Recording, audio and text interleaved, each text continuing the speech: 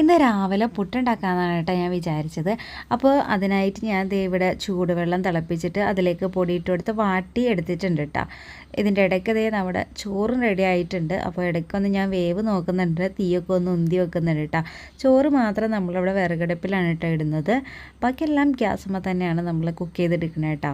പിന്നെ ഞാൻ ഒരു തോരൻ ഉണ്ടാക്കാമെന്ന് വിചാരിച്ചിട്ടുണ്ട്. അപ്പോൾ അതിനായിട്ടുള്ള പയറൊക്കെ ദേ ഫ്രിഡ്ജിൽ നിന്ന് എടുക്കുന്നുണ്ട്.